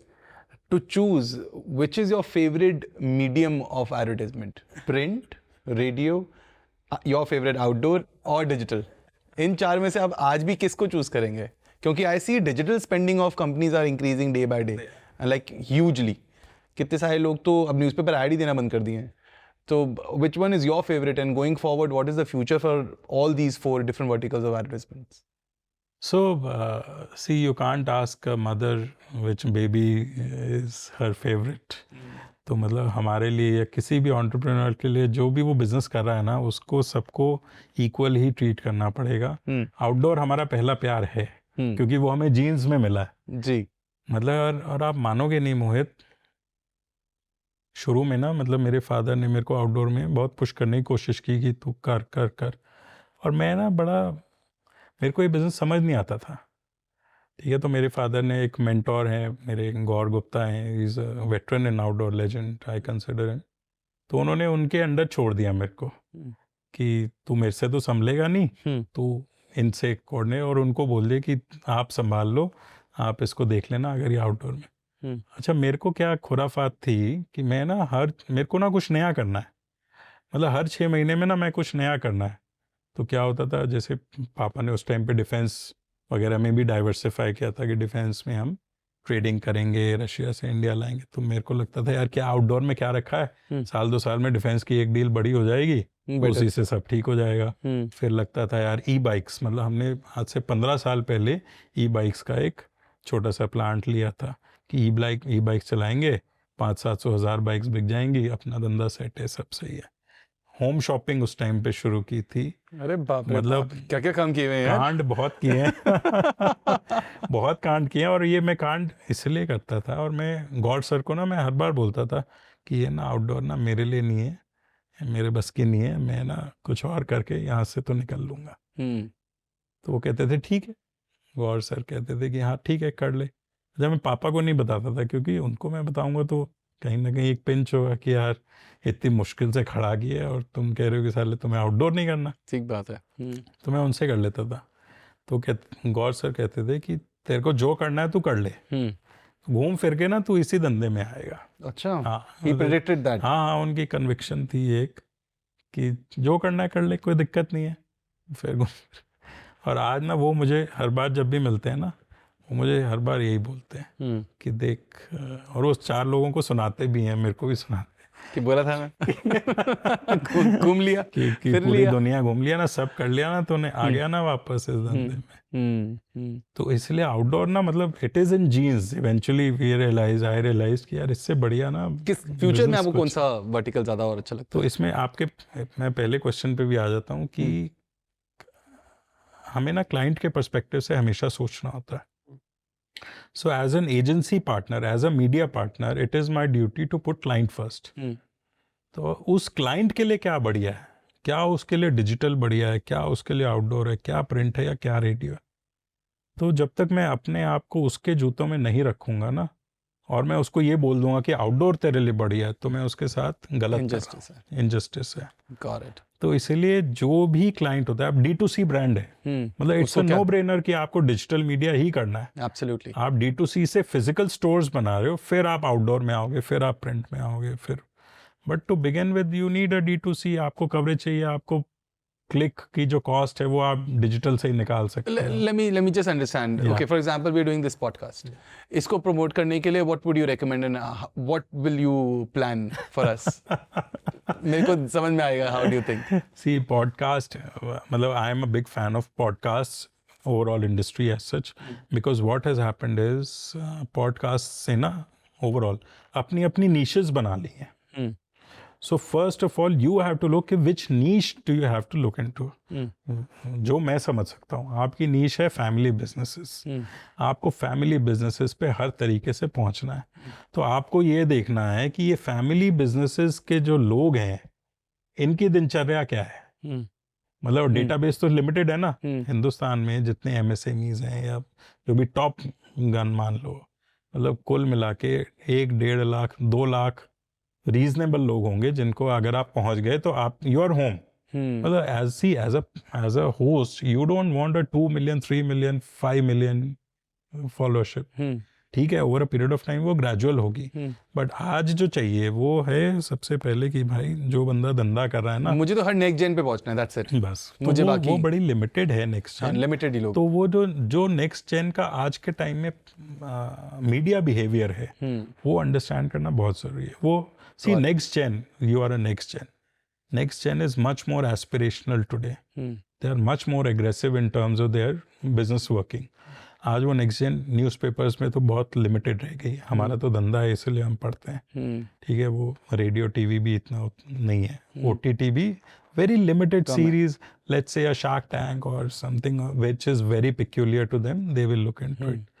Social media, digital media, Instagrams, the content consumption, मतलब आज आप देखोगे कि कहीं कोई बिजनेस कंटेंट बहुत अच्छा है, they will go to it.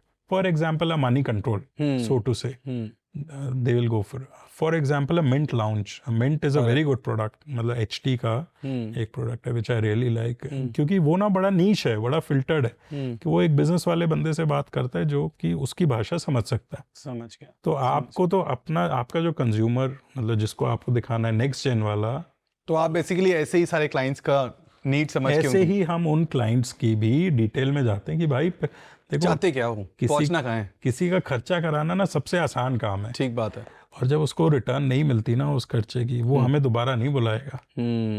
तो अगर हमें दोबारा पहुंचना है ना, तो हमें उसको रिटर्न दिलवानी है हर हालत में। और हम ना ये डिजिटल वाला काम ना जानबूझ के थोड़ा अवॉइड करते हैं, क्योंकि सी डिजिटल अच्छा बहुत लगता है digital, but somewhere down the line it's a big black whole, कि आपका पैसा जाए जा रहा है, आपको रिटर्न क्या आ रही है।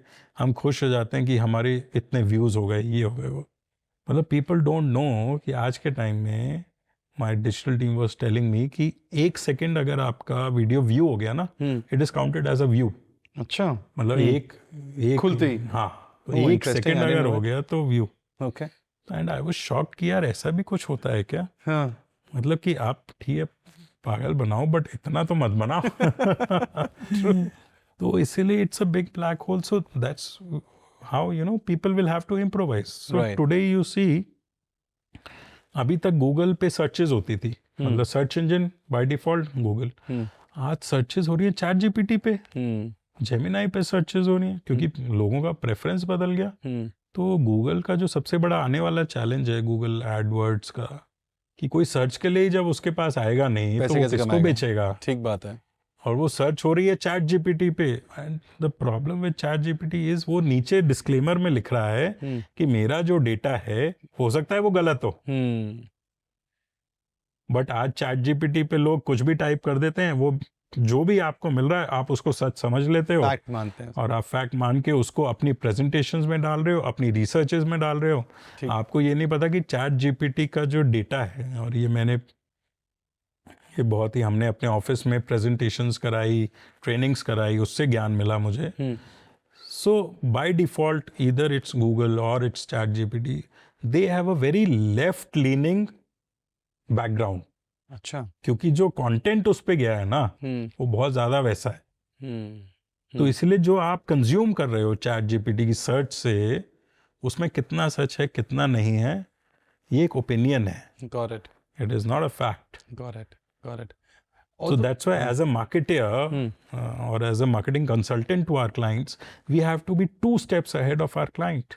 हमारे क्लाइंट को लगता है, मतलब with due respect to all the clients, हमारे क्लाइंट्स को लगता है उनको सब आता है। मतलब भाई अगर आपको गले में दर्द है ना तो भी आप पैरासीटामोल ले रहे हो, आपको हार्ट में पेन हो रहा है तो भी आप पैरासीटामोल ले रहे हो, तो फिर आप वही ले लो, आप डॉक्टर के पास जा ही क्यों रहे हो। ठीक बात है। मतलब एक तरह से आप डॉक्टर के पास जा रहे हो ये बोलने के लिए कि मेरे को ना पैरासीटामोल चाहिए, तो फिर जा ही क्यों रहे हो, फिर तो खुद ही कर लो ना इलाज। तो बहुत सारे क्लाइंट्स हमारे पास इसलिए भी आते हैं कि हमें ना पैरासीटामोल चाहिए, हमें वो दे दो। तो हम उनको समझाते रह जाते हैं, अरे भाई तेरे को पैरासीटामोल चाहिए ही नहीं, तेरा तो गर्म पानी से भी काम हो जाएगा, तो क्यों ले रहा है। बट जिसको जैसा समझना समझे, हमारा काम है as their consultant, as their partner, to show them the true picture, that's it. हाँ, to show them their true picture. You work with governments quite a lot, 15 state governments you just said. How is it to work with the government? Like is it fun? Is it too tiring? खुद invest करना पड़ता है अपना समय, government के साथ आजकल, because specially now with Modi ji spearheading the whole country, I see की काफ़ी कुछ आई वुड से कॉर्पोरेटाइज हो गया है. बहुत ज़्यादा. Like now I see the country is run like a company and the CEO and the MD is probably our prime minister. So how is it? What change do you see working with the So government? again, very good point. मैंने जब शुरू किया था ना 2006-7 में, तो पापा ने ना 2-4 गवर्नमेंट क्लाइंट से मिलने के लिए मेरे को भेज दिया था. अच्छा, उससे पहले ना 98 to 2003 एनडीए की गवर्नमेंट थी, Atal ji was PM and my father worked a lot with that government. मतलब हमने बहुत काम किया उस टाइम पे, तो बैकग्राउंड बहुत अच्छी थी. तो पापा ने ना भेज दिया. तो क्या हुआ, एक नॉर्मल वेटिंग टाइम जो सरकारी ऑफिस में होता है ना, आधे से 1 घंटा होता है नॉर्मल वेटिंग टाइम. तो 1-2 बार मैं गया और बैठना पड़ गया. फिर मुझे लगा यार ये क्या मतलब है, एक तो हम ज़्यादा टाइम निकाल के आ रहे हैं और 1-1 घंटे की वेटिंग है यहाँ पे. तो फिर मैं धीरे धीरे ना पीछे हो गया कि मैंने कहा यार ये सब ना मेरे से नहीं हो सकता. मैं प्रोफेशनल हूँ, मैं तो पढ़ के आया हूँ और ये तो कोई और कर लेगा. तो 5-7 साल ना मैं दूर रहा सरकार से. बट अगेन 13-14 का time, government was becoming a big business. तो फिर ये था कि यार एक बार ना दोबारा ट्राई करते हैं सरकार में घुसने का. आज भी वेटिंग आधे से 1 घंटे की है, नॉर्मल है. बट मैंने ये देखा है कि जो सरकार में सी चेंज एटीट्यूड आया ना मार्केटिंग को लेके, दैट इज़ फिनोमिनल. उसका बहुत बड़ा reason obviously PM, honourable PM and his office is one of the biggest reason. But उसके अलावा आज आप इवेंट्स देख लो, आज आप सोशल मीडिया देख लो, Twitter, Facebook, Instagram, everything today. हर मंत्री को, हर एमएलए को सोशल मीडिया पे प्रेजेंट रहना है. और जो दुनिया, मतलब जो सरकारी office, Mohit, it's my personal experience, I am telling you, जो सरकारी ऑफिस मंडे टू फ्राइडे काम करते थे ना 9 से 5:30, आज सरकारी ऑफिस 9 बजे से लेके 10 बजे तक रात के काम कर रहे हैं. My God. कोई सैटरडे संडे नहीं है. It is not easy to be a government employ today. जो पहले सपने लेता था कि मैं वो गवर्नमेंट एम्प्लॉय बन जाऊं, मेरी जिंदगी सेट है. It is not easy, at least in the higher ranks it is not easy. I don't know about the lower ones. Highers में मतलब मैंने संडे को जूम अटेंड किए हैं, संडे को क्लाइंट मीटिंग्स अटेंड की हैं गवर्नमेंट ऑफिशियल्स के साथ. अरे वाह यार, संडे को, मतलब उससे ज़्यादा क्या चाहिए. और मेरे को याद है, ये एग्जाम्पल याद है, सैटरडे रात को 8 बजे मेरी क्लाइंट, गवर्नमेंट क्लाइंट जूम पे वेट कर रही है कि मैं ज्वाइन कर रहा हूँ. मेरी एक पार्टी थी, मतलब आई बी वेरी ऑनेस्ट, मेरी एक पार्टी थी. मैंने फ़ोन किया, मैडम मैं नहीं आ पा रहा. तो उन्होंने कहा आलोक, अगर तुम जूम पे नहीं हो ना तो ये कल सुबह 11 बजे होगी मीटिंग. तो सोच लो भैया अभी कर लो या कल सुबह 11 बजे. मैंने कहा मैडम मैं सॉरी, मैं नहीं आ सकता, कल सुबह 11 बजे मैं रहूँगा. तो मीटिंग कल सुबह 11 बजे जूम पे हुई थी and I was a part of it और सब हुआ. तो क्या है कि वो ना माइंडसेट शिफ्ट इतना स्ट्रांग हो गया है. No, I have heard this a lot कि अब कोई सैटरडे संडे नहीं है किसी का. प्रॉपर काम हो रहा है. पीएम जब कह रहा है कि मैं यार 18-20 घंटे काम कर रहा हूँ, तो तुम क्यों नहीं कर. तो तुम हो, Who are you Who then? are you? Yeah. मैं इस देश को बदलने के लिए जब 18-20 घंटे लगा हुआ हूँ, तो तुम क्यों नहीं कर सकते हो. और वो सिंगल माइंड एजेंडा दिखता है, मतलब वो सी चेंज दिखता है. एक बहुत अच्छा इंटरेस्टिंग आउटडोर का एग्जांपल मैं देता हूँ. एक बार मैं एक सरकारी ऑफिस जहाँ हमारा सारा काम होता है आउटडोर का, वहाँ गया. पूरा ऑफिस हिला हुआ है, मतलब जैसे हड़कंप मचा होता है ना एक ऑफिस में कि भूचाल आ गया, तो पूरा ऑफिस हिला हुआ है. तो मैंने पूछा कि यार हुआ क्या. कहते यार अभी ना बात मत करो, टाइम नहीं है हमारे पास बात करने का. मैंने कहा चलो, मैं सीनियर के साथ बैठा था, तो मैंने कहा चलो कुछ नहीं. मैं किसी जूनियर को पकड़ा, मैंने कहा क्या हो गया, आज कोई बात ही नहीं कर रहा ढंग से. कहते हुआ क्या, लाइव एग्जांपल दे रहा हूँ पीएम की अटेंशन का. पीएम मोदी दिल्ली में निकले कहीं, आउटडोर पे नज़र पड़ी. आउटडोर पे लिखा हुआ था कि हमारी सरकार ने 13.5 करोड़ लोगों को गरीबी रेखा से बाहर निकाला, कुछ ऐसा सा नंबर था. पीएम ने पीएम ऑफिस में फ़ोन किया कि क्या आपको पता नहीं है कि हमारी सरकार ने कितने लोगों को गरीबी रेखा से बाहर निकाला है. देश का प्रधानमंत्री ये बोल रहा है अपने ऑफिस को कि क्या आपको ये नहीं पता कि हमारी सरकार ने कितने लोगों को, number was around 25 crores something, और वहाँ 13.5 लिखा हुआ था. 13.5 लिखा. इंटरेस्टिंग. तो जब वो पीएम ऑफिस में फ़ोन गया ना, वाओ. तो वो फ़ोन गया उस डिपार्टमेंट में जहाँ से सारा एग्जीक्यूशन Nice. होता है. तो Obviously. अब जब खत्म. सोचिए देश का पीएम एक ऐसी चीज ऑब्जर्व कर रहा है, जो पूरा डिपार्टमेंट लगा हुआ है जहाँ कई 100 लोग लगे हुए कितने हैं. लोग लगे हुए हैं उस चीज को देखने में. वाओ. और मतलब आप सोचो तो देश का पीएम है. जब हमारे किसी भी क्लाइंट का कोई सीएमडी हो या हम जब अपने कामों को देखते हैं तो हम इतना ज़्यादा ऑब्जर्वेंट होते हैं. वो इस चीज़ ये भी उनके दिमाग में फिट है कि मैंने कितने लोगों की जिंदगी पे इम्पैक्ट डाला है. क्या बात है यार. That's insane. दैट्स तो इनसेन. और ये स्टोरी हमारे आउटडोर के लिए इतनी कि भैया देश का प्रधानमंत्री हमारा आउटडोर देख रहा है. Very nice. It was really nice to have you, brother. I mean, जो सारी बातें आपने बोली आज, knowing मुझे आज तक लगता था you were the second gen. It's really surprising to know is a third gen. And from the times जहाँ posters हाथ से paint हो रहे थे, to the times जो आप digital posters अपने यहाँ बैठे बैठे फोन से कंट्रोल कर रहे थे. अभी ब्रेक में मैंने देखा. It's a great journey you've had. It is indeed. And to share all अभी the तो शुरू journey. हुई है जर्नी. अभी तो आपकी पार्टी अभी शुरू हुई है, लेकिन the legacy has been going on last so many years. तो वही एक बहुत बड़ा चैलेंज होता है कि उस लेगेसी को बैलेंस भी करना है और कुछ नया भी करना है. Absolutely. It's not an easy challenge. मुश्किल क्वेश्चंस हो चुके हैं, इमोशनल क्वेश्चन खत्म हो गए हैं. Great. I think it was really nice knowing business इतना डिटेल में. But now we have this segment called rapid fire segment, Amazing. Where I am gonna ask you quick questions. I am expecting quick answers. Okay, I will try. Done. So here you go, brother. This is my first question. One word that defines Graphis Ads today. Marketing powerhouse.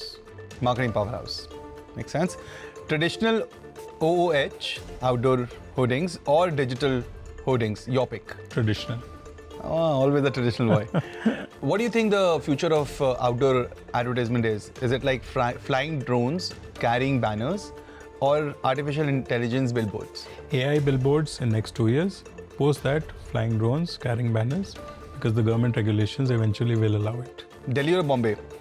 Delhi. For Delhi is Bombay. advertisement energy. Mumbai. That energy. Mumbai. The energy is Mumbai. Why you've chosen Mumbai and not Delhi for the energy? The regulations are much better there, and it's much more open to innovation. Delhi is a much more closed Got it. environment. Legacy or reinvention? What excites you more? That's a tough one. Reinvention. Billboards or Instagram ads? Which has more impact? You're asking the wrong guy. See, you're doing both.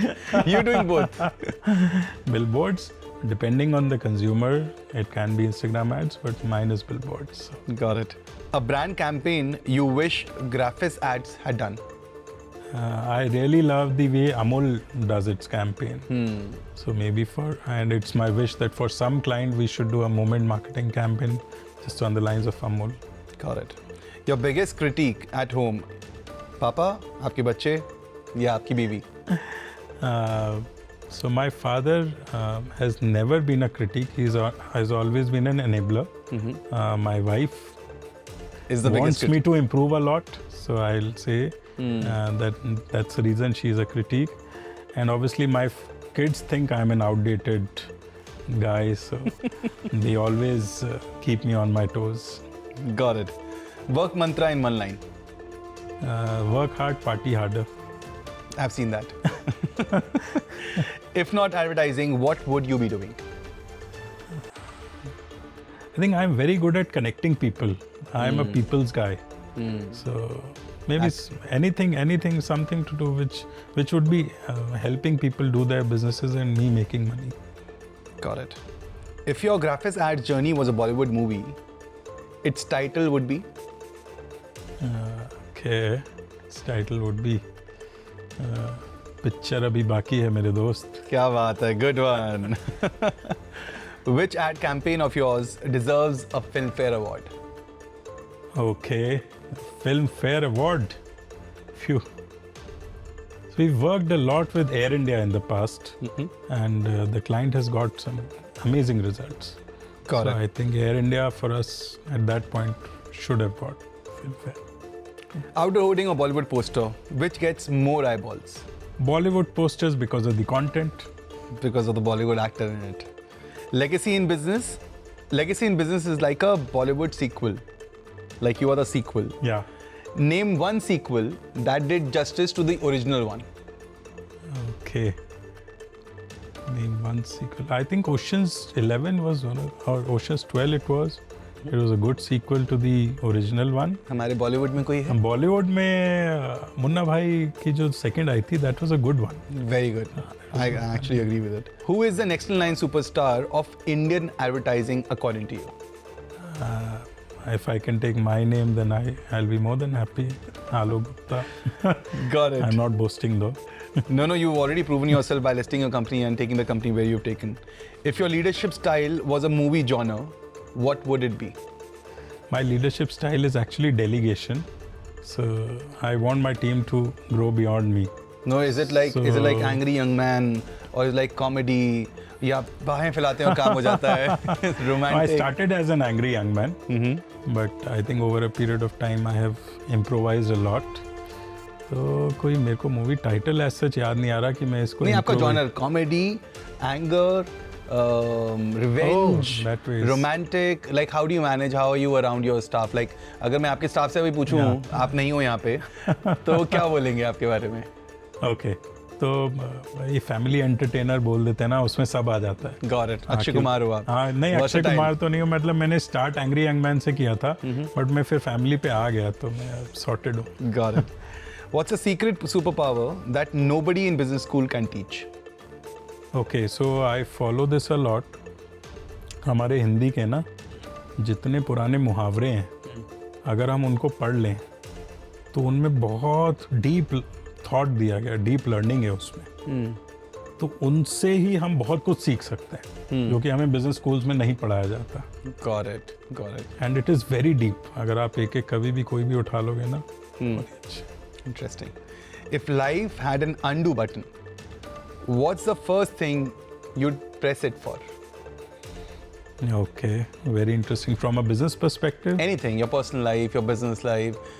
ये मत बोल देना कि शादी का undo कर देंगे, नहीं तो भाभी बहुत माय वाइफ, ऐसा कुछ भी नहीं है. मेरी भी बहुत पिटाई हो जाएगी. नहीं, शादी से तो कोई इसका लेना देना ही नहीं है. एक बटन नहीं है मोहित, ऐसे बहुत होंगे. Give me one जो minute कि- जो आपके अभी दिमाग में एकदम on top of your mind which comes. I wish COVID wouldn't have happened. मतलब That's one thing which was really that was struggling really period. sad. मतलब I can't really relive that. I can't even think of reliving that time.